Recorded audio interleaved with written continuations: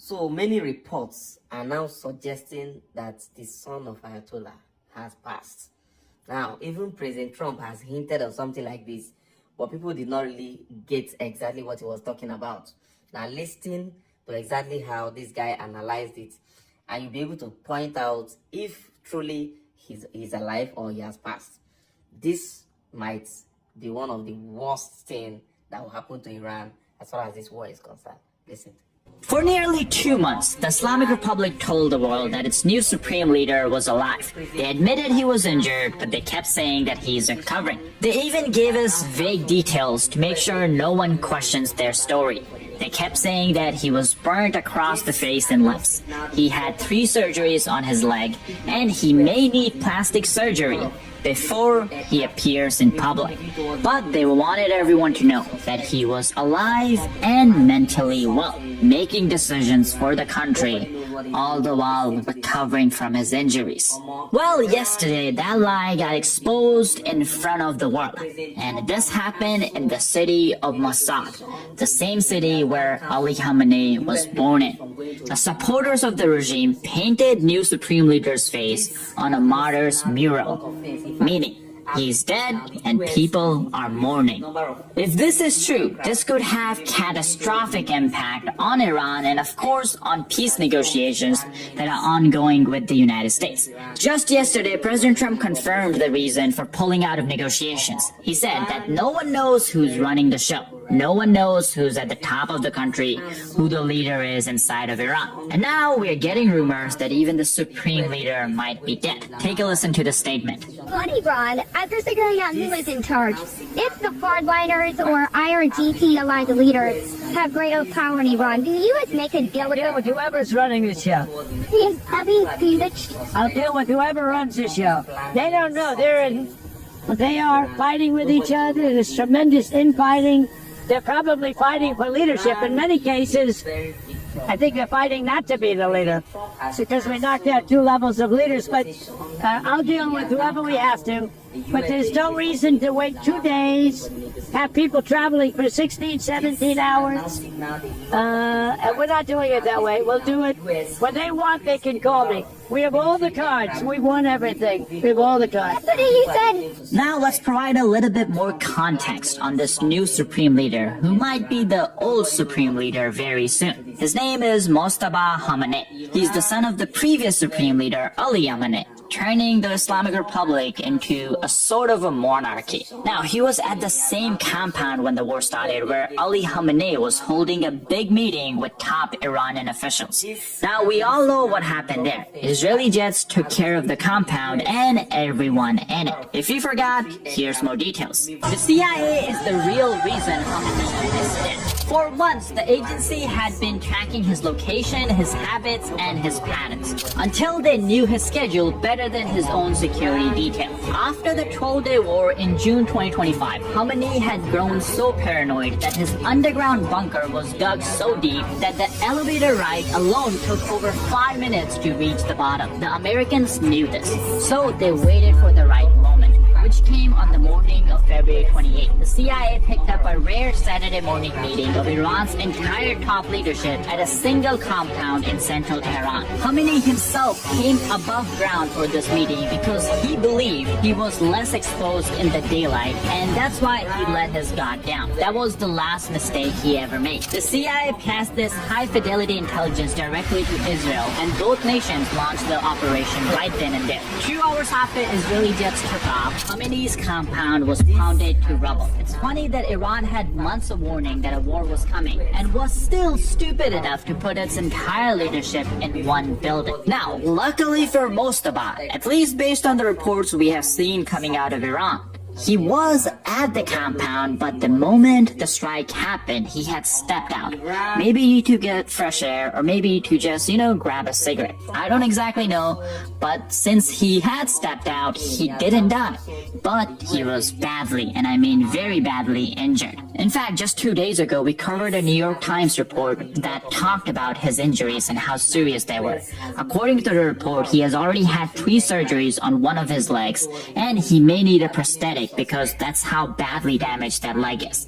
His face and lips are burned. He's going to have a very difficult time speaking for the rest of his life, and on top of that, the report says that he may need plastic surgery before he comes out in front of the public. But the report emphasized one thing, that he's alive and he's mentally stable, making decisions for Iran behind the scenes. Now, it's very easy to assume that the source or sources for this report were Iranian officials who are in the regime who know something about the supreme leader. Maybe they don't meet with him, but they know how he's doing. Or on the other side, this all could be a one big lie, because no one has actually seen the supreme leader since that opening strike. He hasn't come out in public, he hasn't put out an audio for the public to hear. And guess what just happened yesterday?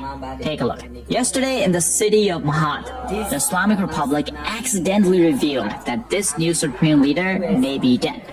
Now, this city is important because this is the birthplace of the previous supreme leader, Ali Khamenei, and he was the longest serving supreme leader to this day. I think he ruled over Iran for roughly 30 years. That's why yesterday in this city, the Islamic Republic unveiled a mural of everyone who has been martyred, aka killed in this war. And in this mural, you can see Ali Khamenei right in the middle. Then you have the founder of the Islamic Republic, Ayatollah Khamenei, on the left-hand side at the top. Then you have the former president of Iran on the left-hand side at the bottom. And then at the bottom on the right-hand side, you have Qasem Soleimani, the famous general who President Trump took out last administration in his last term. But at the top, that guy is Mojtaba Khamenei, someone who Islamic Republic claims is still alive, but they have put his face on a mural celebrating people who are dead. So, yeah, not really sure what's going on there. And the reason this might be something to keep an eye on is because this is coming from people who are part of the regime. These are not intelligence sources claiming that he might be dead. These are not opposition figures who are claiming that the supreme leader is dead. These are people who may actually have first-hand knowledge of what's going on. Now, this is something people have speculated about for a very long time. As you guys may remember, this new supreme leader is the IRGC boy.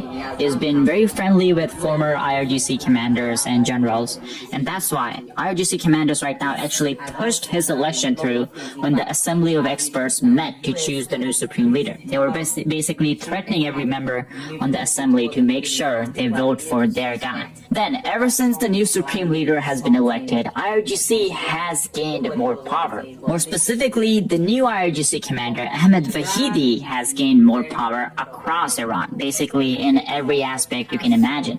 He has more control over the military, he even has more control over the civilian government, and now he even has more control over the negotiating team that has been negotiating with the United States. Now, you guys remember this statement that Trump put out yesterday? He basically said that he'll be canceling the trip of Special Envoy Jared Kushner and Steve Witkoff to Pakistan to meet with Iranians. He said that's because it's too long of a flight, and of course no one knows if Iranians actually have power to negotiate a deal. Well, guess what? Right after that announcement, Iran actually sent the United States a better proposal for peace negotiations. Take a listen. Here's more details. From Reuters that we're dealing with who is in charge now. What changed from yesterday to today? Nothing. It's just that they gave us a paper that should have been better. And interestingly, immediately when I canceled it, within 10 minutes we got a new paper that was much better. We talked about they will not have a nuclear weapon. It's very simple. Look, that whole deal is not complicated. Iran cannot have a nuclear weapon. It's very simple. Now here's the whole timeline. We first had the Iranian foreign minister go to Pakistan, meet with the mediators, and after he left, he went to Oman to basically take care of some Iranian-Omani business. I'm not too sure what they talked about, but as soon as he left Pakistan, Trump announced that, hey, US will not be taking part in the negotiations anymore. And guess what? After this announcement, Iran supposedly sent a better proposal, but on top of that, it seems the Iranian foreign minister is now going back to Pakistan just a day after he left the country to figure out some kind of solution to get the negotiations back on track. Here's more details on that. According to Pakistani sources, during his stay, the Iranian foreign minister will likely have consultations with a possible announcement regarding the next phase of Islamabad peace talks. Dialogue remains the most constructive path forward, and both the United States and Iran understood to be aware aware of the importance of continued engagement. Now, I don't know about you guys, but to me it seems like the country that keeps flying back to Pakistan to somehow resume negotiations is the country that's more desperate to get the negotiations back on track. And there's a good reason for that, a reason that we have been talking about for a very long time. And it comes back to economic pressure. You see, even during the ceasefire, the military strikes have stopped, but Operation Economic Fury is still going ahead with full steam. Now, before we talk about the new strikes that were launched in this Operation Economic Fury, I do want to share with you guys this interesting comment we got yesterday. This is from a subscriber who shares that he's been a supporter and a subscriber of the channel for multiple years. But despite of that, he's not seeing our videos on his home page. I'm guessing this is because YouTube algorithm is a very confusing place, and on top of that, they're not really a fan of war-related content. That's why our videos have a hard time reaching a wider audience. This is why I want to remind you guys, if you're not subscribed, be sure to hit the like and subscribe button down below. This just helps us reach more people because it sends a signal to the YouTube algorithm that, hey, this is a safe video. We're not promoting anything that's extreme. You know, we're not promoting extremist views. And that way it can help us just reach wider audience and help us get the news to more people. Now let's get back to Operation Economic Fury and let's talk about what just happened. Just 2 days ago, US Treasury sanctioned a teapot refinery based out of China. These are small refineries that are built specifically to deal with sanctioned oil. So they buy oil from countries like Russia, Iran, and maybe Venezuela when Maduro was in power there. But now the United States Treasury is going after them and hitting them with sanctions exactly where it hurts the most. You see, we have to understand how these refineries operate and why they're called teapot refineries. China has a lot of major oil companies. In fact, some of the biggest oil companies in the world are not based in the West. They are based in Middle East, as you guys might have assumed, but they're also based in China. State-owned giants like Sinopec or PetroChina are literally some of the biggest oil companies and even some of the biggest companies in the world. Now, problem with being so big is that you can't afford to get sanctioned. Because if you're sanctioned by the United States, that means you lose access to international banking. Pretty much all of international banking, you can't access any US dollars. And on top of that, any investments that you have with countries that are friendly with the United States, well, those investments are either frozen or even seized. So that's why these big companies cannot deal with Russian oil, Iranian oil, or Venezuelan oil when Maduro was in power. That's why China set up these small refineries called teapot refineries. And these refineries don't have Western investments. They don't really deal with dollars. They don't really do anything on a grand scale. These are small refineries that are literally built to just deal with oil from sanctioned countries. That means if these companies are sanctioned, it doesn't really change their business, or it doesn't really make it harder.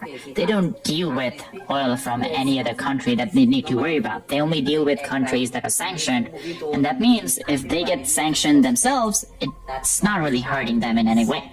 Well, that doesn't mean US can't go after them, because you still need shipping companies to ship the oil. You still need insurance companies to insure the oil tanker and the oil that you have in it.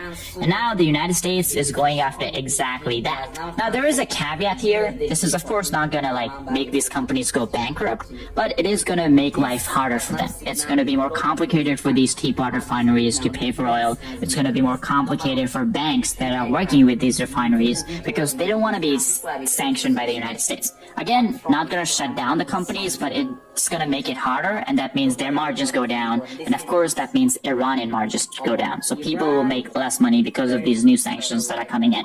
And then, of course, on top of these sanctions, the Treasury is also going after crypto assets that the Islamic Republic has. Now, a lot of crypto lovers love to brag about the fact that crypto is outside of government's reach. That's not entirely true. Let's say even if a cryptocurrency is something that the government cannot go after, they can still go after the companies that are storing crypto for these countries or all the criminals, right? And that's exactly what the US Treasury is doing. They have frozen the assets that the Iranian regime has in cryptocurrency. Now, I'm not an expert in cryptocurrency by any means, but if I were to guess how this happened, I would say they probably went to the company that was holding the account, the crypto company that was, had an account for the Islamic Republic officials, and they just told them, hey, these accounts, just freeze them. So the officials cannot take out their money, they cannot put more money into it. Now, unfortunately for Iran, this is actually a very minor problem compared to the problems they're dealing inside of the country. You see, yesterday we talked about how Iran is so worried about running out of storage that they started pulling tankers out of retirement and using them as floating storage units for the oil that they're pumping out of the ground. This is a good temporary solution, but it doesn't really give Iran a lot of breathing room. Looking at satellite data, we can see that Iran has roughly 9 super tankers that are in retirement in the Persian Gulf. Let's assume that they pull all of them out of retirement and use them as floating oil depots. Even with the optimistic assumptions, Iran would only get around 18 extra days before they actually run out of the storage units again, and they will have to start cutting productions, meaning they will have to shut down the oil wells, and that creates a huge long-term problem. It's going to be very hard, if not impossible, for the regime to turn back on these oil wells. Now, guess what? It seems the United States knows the dilemma that the Islamic regime is in, and that could be why, or at least part of the reason why, the United States is delaying negotiations or continuing the blockade. This is something Trump confirmed just this morning. Take a listen. But what you're referring to is that when you have lines of vast amounts of oil pouring through your system, if for any reason that line is closed because you can't continue to put it into containers or ships, which has happened to them, they have no ships because of the blockade. What happens is that line explodes from within, both mechanically and in the earth. Something happens where it just explodes, and they say they only have about 3 days left before that happens. And when it explodes, you can never rebuild it the way it was. In other words, it will always be, if you rebuild it, it's hard to rebuild it all, but it would only be about 50% of what it is right now. So it's a very powerful thing that takes place. It's sort of having to do with nature. But when that gets clogged at the end, in other words, when you have to turn it off because you have no place to store this oil, either put it on ships or storage tanks, which they are just about finished with, a very bad thing is going to happen. So I think they're under pressure. But now, one thing to keep in mind here is that Iran doesn't necessarily need a peace deal to get the blockade off. If they're willing to maybe say, hey, the Strait of Hormuz is open for everyone, there's a good chance that US may take off the blockade, all the while still negotiating a peace deal. Not saying that this is likely, not saying that this is something that's going to happen, just saying that it is possible. Of course, we're going to keep an eye out on any news that comes out of the negotiations, that comes out of Pakistan, since the Iranian foreign minister is there right now, trying to figure out how to get the negotiations back on track. So be sure to hit the subscribe button down below, and I'll see you guys in the next video.